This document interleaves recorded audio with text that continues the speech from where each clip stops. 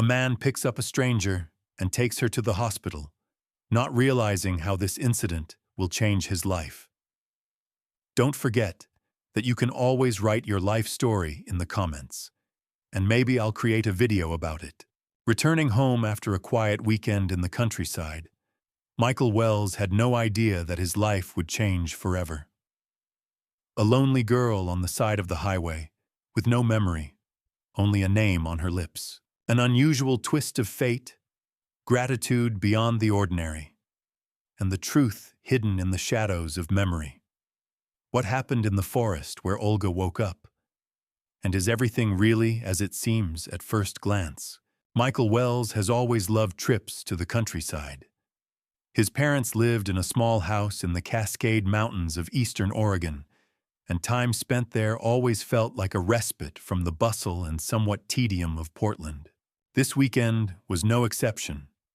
Fishing with his dad, cooking with his mom, and no rush. But on Monday morning, it was time to head back to the city. His job at a law firm couldn't wait. He left early to avoid the traffic on I-84. The car, an old but reliable Subaru Outback, rolled steadily along the winding road through the pine trees. The radio played something in the background. Michael sipped coffee from a thermos, mentally making a to-do list for the day. When he saw her, the sun was just beginning to rise, painting the sky in light orange tones. The girl was standing on the side of the road, slightly off the road, in the shade of the trees. She wasn't hitting the road, she wasn't walking, she was just standing. Her hair was tangled, she wasn't dressed for the weather, a light dress and bare feet. Michael slowed down instinctively. There shouldn't be any pedestrians here at this time of day, especially women, especially without shoes. He stopped on the side of the road about 20 meters away and slowly got out of the car. "Hey, are you okay?" he called, trying to speak calmly and not scare her. She turned her head. Her face was pale, her lips trembled, her eyes seemed to look through him. She did not answer, but took an uncertain step forward. Michael felt a chill run down his spine. There was something alarming in her gaze. "My name is Michael. I just want to help. Are you hurt?" She swallowed, looking at him with tension. "I don't know. I just woke up in the woods. It was dark. I don't know who I am." Michael came closer. He noticed that her hands were shaking and her feet were dirty with dirt. She was clearly in a state of shock. "Don't you remember how you got here?" She shook her head. Then, as if automatically, she added, "My name is Olivia. Nothing else." Michael realized he couldn't just leave her there. He opened the back door of the car. "Sit down. I'll take you to the hospital." She hesitated for a second, but then, still as if in a dream, she climbed into the car. He gave her his hoodie so she could cover herself. The car became quiet. As the car drove, Olivia looked out the window and only occasionally asked short questions. "Is this Oregon? What date is it today?" He answered softly, without pressure. It was clear that she was struggling with herself, trying to piece together something from the scraps of memory. When they got to the emergency room of the nearest clinic in Hood River, the staff immediately took control of the situation. Michael said that he found the girl on the highway and brought her because she could not say where she lived or what had happened to her. The doctors conducted an initial examination. Physically, Olivia was healthy. There were no signs of violence, wounds, injections, nothing. Just dirt on her feet and a frightened look. "We'll keep her under observation," the doctor said, "and pass the information on to the police. If they're looking for her, they'll contact us. Thank you for not passing by." Michael wrote his phone number on a piece of paper and handed it to the nurse. "If she needs anything or asks to contact me, Call me, okay? The nurse nodded, and Michael walked out of the hospital with a heavy feeling. He didn't know if he had done the right thing, but he couldn't leave her there on the side of the road. Something in her eyes didn't give him peace. That same evening, the phone rang. The number was unknown. Michael? It's Olivia. They gave me your number. I just wanted to say thank you. He paused for a second, then replied, You're welcome. How are you feeling? Honestly, I don't know. Everything is a blur. The doctors said I have psychogenic amnesia. It sounds stupid. I don't even remember where I'm from. Only this name, Olivia. It's like the only point of support. Michael listened carefully. Her voice sounded more confident now, but still reserved, as if she were speaking from behind a glass wall. If you need anything, help, a conversation, just call, he said. I'm nearby. A pause, then a soft, thank you. I don't know why, but I feel like I can trust you. The next morning, he received a call from the hospital. The doctors wanted to know more about the circumstances under which he found Olivia. He came, told everything in detail again, left contact information. It turned out that the police had not yet found any matches in the databases. No one with a similar appearance was listed as missing in the area. Michael walked into Olivia's room for a minute. She was sitting on the bed, already dressed in hospital clothes, her hair neatly braided. Hello? She said with a slight smile. I see you haven't forgotten about me. You won't forget such a strange find, he tried to joke. What's the news? None yet. Just dreams. Strange ones. I saw a car, black, and a wet road, and someone was talking to me, but I can't make out the words. He nodded without interrupting. Do you think this is important? I think everything is important, Michael replied. There's just a time for everything. They fell silent. There was more understanding in that silence than in 100 words. Michael paused at the door as he left the clinic. He had no reason to come back here again. He had done all he could. But he felt inside that this story was not over yet. He did not know why, but something told him.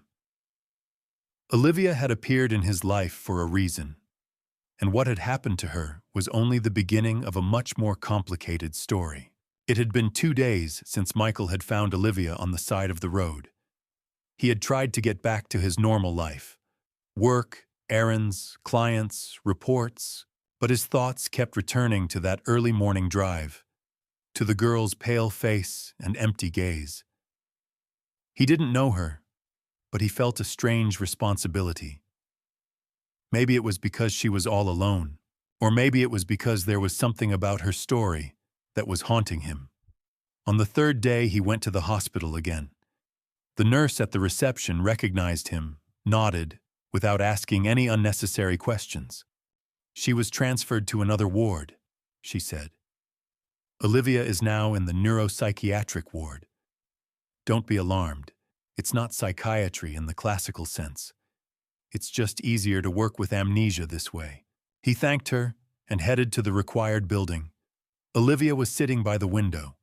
She was wearing her usual hospital gown, her hair neatly pulled back into a bun. She turned to him, and there was something different in her gaze. Calm, but unsure, as if built on shaky ground. You came after all, she said. I promised, Michael replied, sitting down on the chair next to him. How are you? It's hard to say. I feel like I'm in my head, but without keys. Everything is clean, light, but empty. Sometimes images and sounds pop up.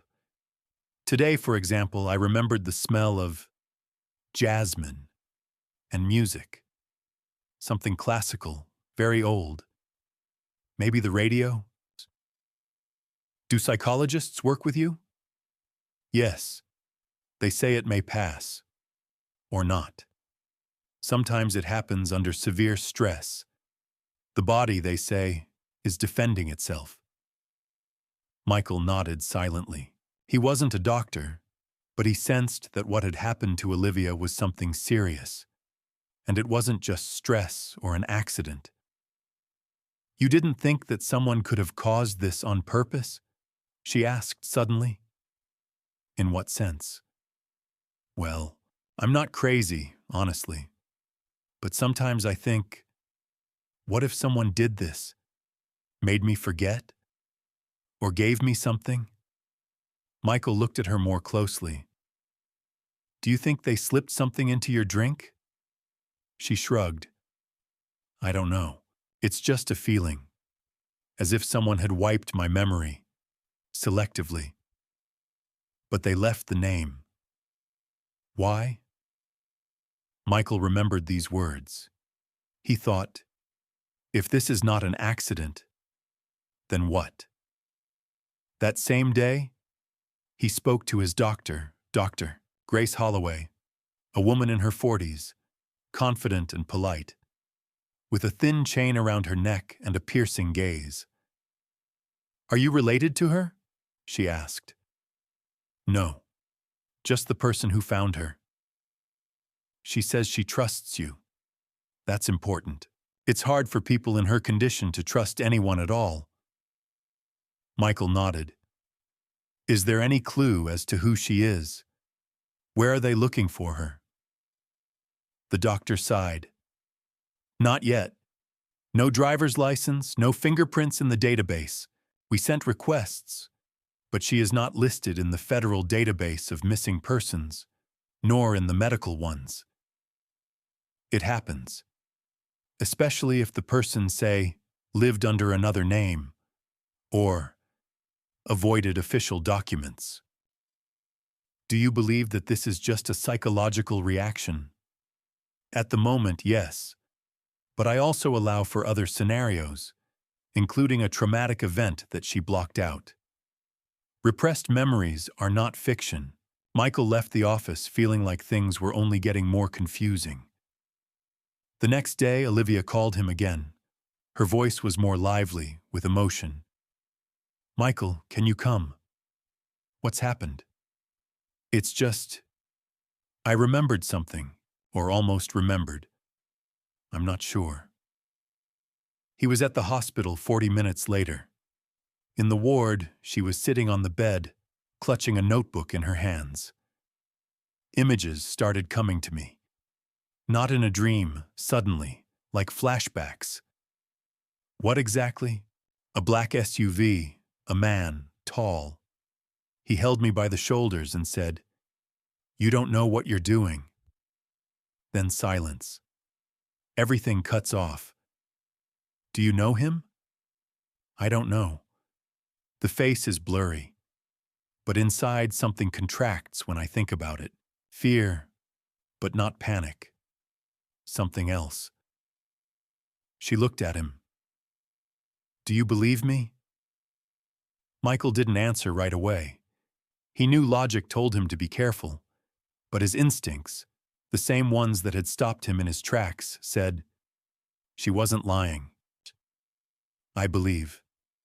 That same evening, he received a call from an investigator at the local police station. His voice was calm, polite, but strained. Mr. Wells? We got your number from the hospital. We'd like you to come over to talk about Olivia. Did something happen? It seems there was a man who says that she is his wife. The Portland police station looked like any other, no different from the dozens of others Michael had visited on business. But today, he walked in not as a lawyer, but as a citizen who was about to get answers to questions that had been bothering him for days. A uniformed officer met him in the reception area and led him into the interrogation room. The atmosphere there was neutral. A table, a couple of chairs, a glass partition. A few minutes later, the door opened and an investigator entered, a man of about 50 with short gray hair and tired eyes. Michael Wells, yes? he clarified, sitting down. Thank you for coming. I'm Sergeant Jason McKelvey. Michael nodded, trying to remain calm. We finally got confirmation of the identity of the girl you brought to the hospital. She really is Olivia Blake. She was not in the federal database, since the missing person report was filed with a private investigative unit, not the government database. Blake? Michael asked. Yes. Olivia Blake, 32. Lives in Portland. Husband, Igor Blake. An immigrant from Eastern Europe, a naturalized U.S. citizen, owner of a large construction and investment company. Today he told us that he found a wife, thanks to a publication we distributed through internal notification channels. He is already in the hospital, and he wants to talk to you in person. With me. He says he wants to thank you, and he says you deserve to hear it in person. Michael felt the tension rising. Suddenly it all seemed like a badly edited movie. The missing woman's husband, influence and money, gratitude, private detectives, and a girl who was afraid of her own memories. Does he know that she doesn't remember him? Yes, we told him. He took it calmly. He said he just wanted her to be safe, and he was willing to wait until his memory returned. McKelvey closed his notebook and stood up. You can go to the hospital. He's already waiting. I'll tell you straight. He's an influential man, but at the moment, officially, he's just a husband. The rest is a personal matter between you. In the hospital lobby stood a man in an expensive coat and a classic suit. He looked about 40, tall, collected. Everything about him, from his watch to his gait, spoke of control and the habit of managing. He looked at Michael with a slight smile and stepped forward, holding out his hand.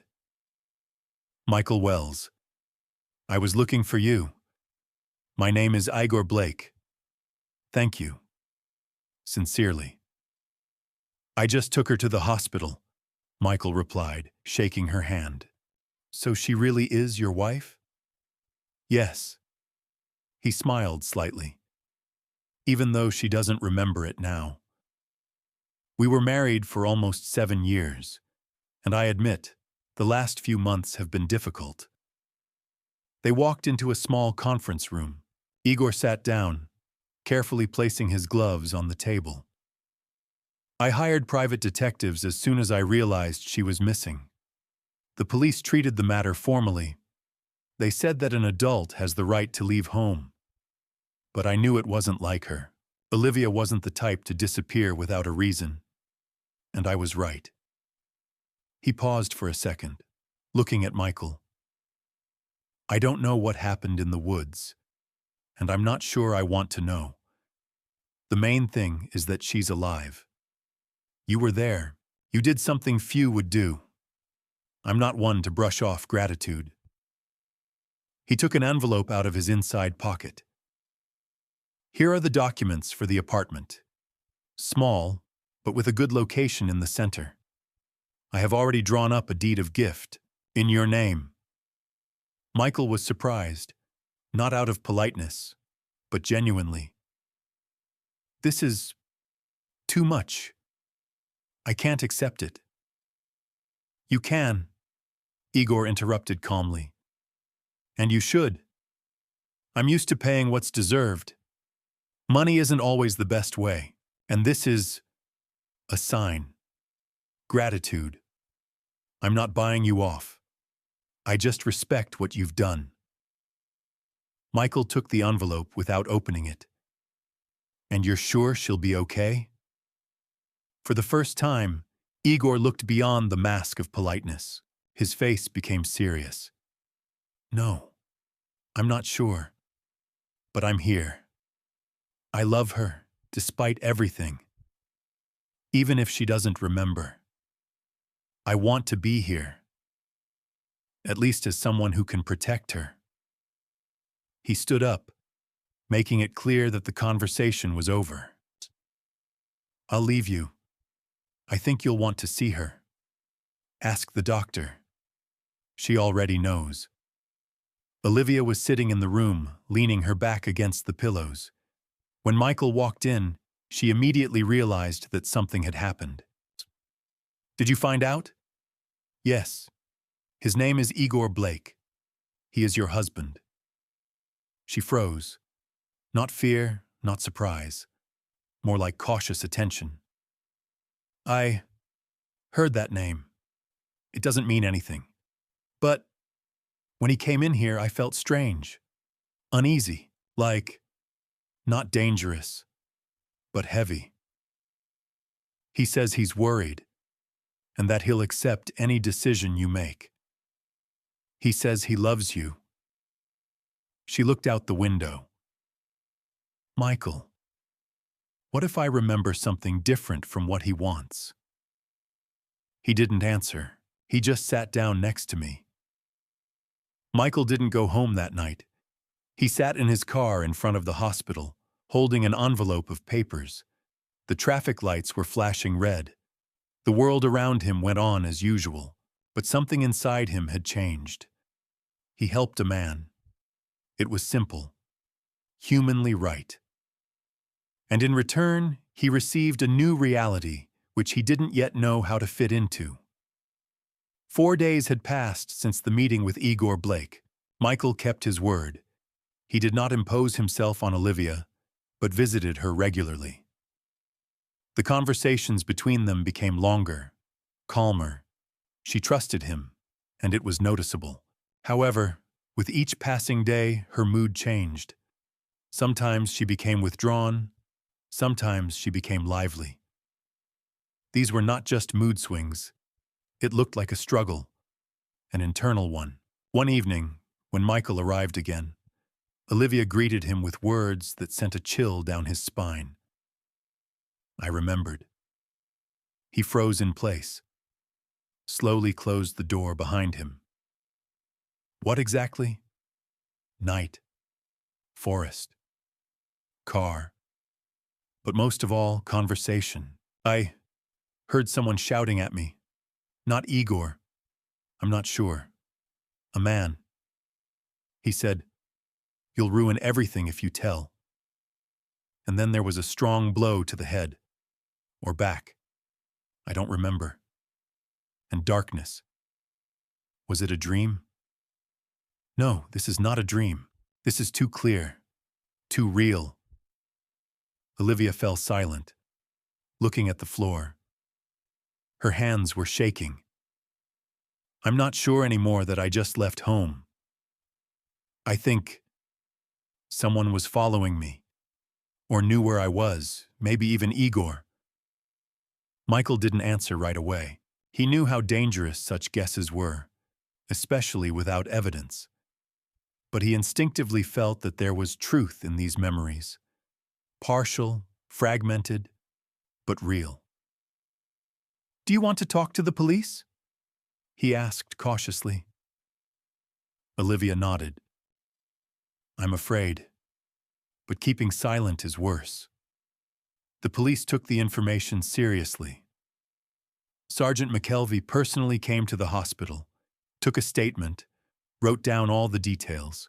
He promised to check all the calls, surveillance cameras in the area where she could have been last seen, compare with her new memories. It may take time, he said, but we're not closed, and we won't be until we know what happened. Meanwhile, Igor continued to come to the hospital. He behaved correctly, politely, without pressuring. But Michael noticed how Olivia tensed up a little each time he appeared. She couldn't explain this feeling, but it was persistent, as if her intuition was telling her that something was wrong between them. One evening, she asked Michael to stay after the doctor left. I want to tell you something else, but I'm not sure I can tell anyone except you. He sat closer without interrupting. A month before I disappeared, I filed for divorce, unofficially. I hadn't had time to file a lawsuit yet. I just talked to a lawyer, prepared the papers. Igor and we had conflicts. Not physical, no. But he became different. cold, controlling. He tracked my movements, started blocking my bank accounts, without explanation. Have you told anyone about this? Only one friend. She lives in another state. I wrote to her that I was afraid, that I wanted to leave. Do you think he could have been involved in your disappearance? Olivia was silent for a long time. I don't know. But then, that night I was running. I remember it clearly. I left the house with a bag. I was walking to the car, and there was someone there. Michael nodded. The words were important. But so was the way she said them, calmly, almost like a report, as if she wanted to make sure she wasn't crazy. The next day, Igor came with a bouquet. Michael was just leaving the ward, and they bumped into each other in the corridor. They both stopped. Silence hung between them. "Can I have a minute?"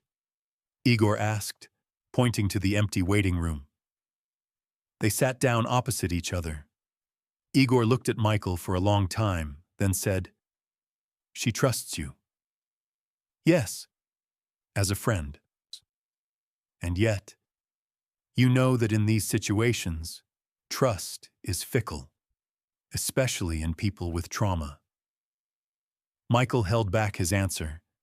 He understood the implication, but he did not give in to pressure. "She remembers," he added. "It's not just amnesia, it's recovery." Igor looked down. Pause. Then, "I'm not a perfect husband. We had problems, but I didn't hurt her, and I never would. Remember that." He stood up and put his hands in his coat pockets. "I'm glad you were there when she needed help, but beyond that, this is my family. Don't forget that." After he left, Michael stared out the window for a long time. He didn't know if Igor was lying. Maybe not. Maybe he was just a man in a difficult situation, but something about his behavior seemed too measured, too right. Olivia continued to remember details. Now, fragments of a conversation with a friend, text messages that she supposedly deleted, but still remembered. She asked Michael to help her contact this friend. "Her name is Rachel. We went to college together. She's a lawyer in Seattle. I'm sure she knows something. I wrote to her right before I disappeared." Michael agreed. He promised to find contact and help Olivia restore what was taken from her, intentionally or accidentally. As police studied the records and doctors recorded improvements, a strange feeling grew inside Michael, as if he was not just in someone else's story, but at the center of someone else's carefully hidden secret. And if the truth comes out, it will change everything. For Olivia, for Igor, and perhaps for himself. Rachel responded almost immediately after Michael found her number. The conversation was short, but intense. "You say you're with Olivia? Is she okay?" "Physically, yes. Psychologically, she is recovering. She is starting to remember." "Damn." Rachel paused, then added, "Did you know that she was planning to leave Igor? We talked 2 days before she disappeared. She was scared. She claimed that she was being bugged, that someone was following her." "Do you think he could have been involved?" "I don't want to throw accusations, but Igor has connections, money, people. He doesn't like to lose, especially control." After the conversation, Michael passed the information on to investigator McKelvey. He just nodded, made notes, and said that they now had formal grounds to expand the investigation. Question Igor's immediate circle, study the camera footage around their home, check phone calls and banking activities. 2 days later, The police confirmed that on the night of Olivia's disappearance, her phone signal was recorded near their home, and then in the area of a private cottage owned by one of Igor's company employees. After that, silence. The CCTV cameras near the cottage were out of order, and the employee was on vacation. Igor was summoned for questioning. He came without a lawyer, confidently. He behaved calmly, denied everything. Yes, we had difficulties in our marriage, but I had nothing to do with her disappearance. If she went somewhere, it was her decision. I was confused too. The investigator said nothing in response, just continued writing. There were no formal grounds for charges, but the picture gradually emerged. Meanwhile, Olivia's memory of the night she disappeared became clearer. She described specific details: getting into her car, driving away, stopping because she thought someone was following her. Then a black SUV, 2 men, harsh headlights. One of them knew her name. I wanted to go to Rachel. Everything was ready. I didn't even take many things, just a bag with documents, but I was stopped. She sighed, clenching her fingers. I didn't see the face, but the voice. I think it was someone I heard at home. Not Igor. Someone from his entourage. An assistant? A bodyguard? The investigation moved slowly but surely. No version was ruled out. Officially, Igor was still a husband in trouble. But behind the scenes, the police had a new definition: person of interest. A week later, Olivia was discharged from the hospital.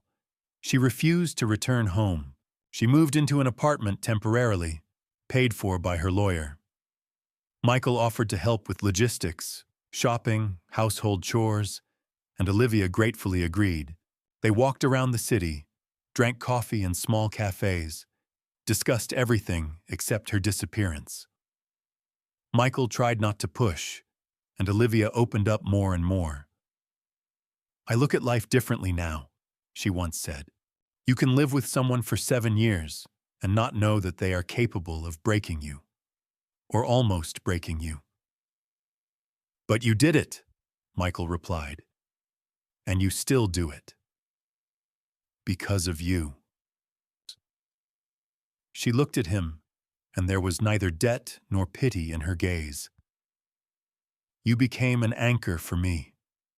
When everything was empty, you were there, without reason, without benefit. He smiled slightly.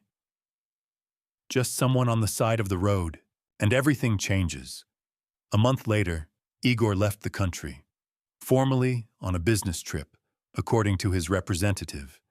In fact, he left his home, his company, and disappeared. The police never brought formal charges. Too little evidence, too many influential connections. Olivia filed for divorce. The court accepted the documents quickly. All property, except for a couple of apartments and a car, remained with Igor. She didn't care. She didn't want money.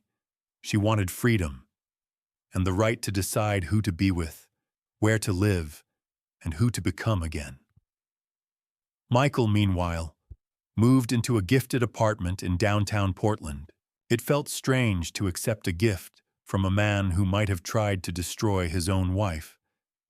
But Olivia insisted, it's not from him. It's for your decision that night. And you deserve a place to start over. That's exactly what happened.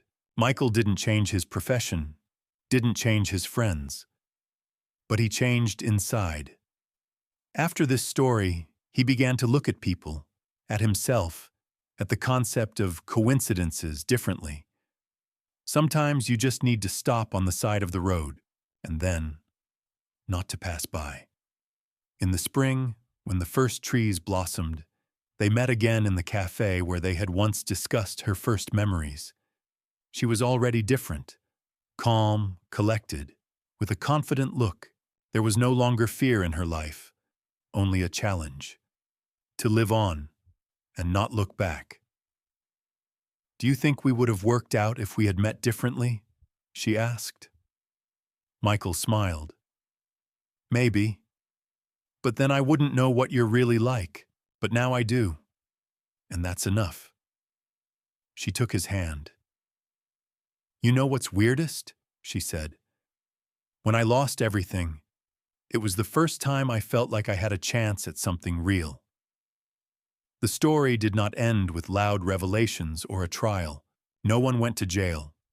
No one won millions. But everyone got a chance to choose who to be next. Olivia is free. Michael is needed. And fate is to put someone on someone else's path again. At the most unexpected moment.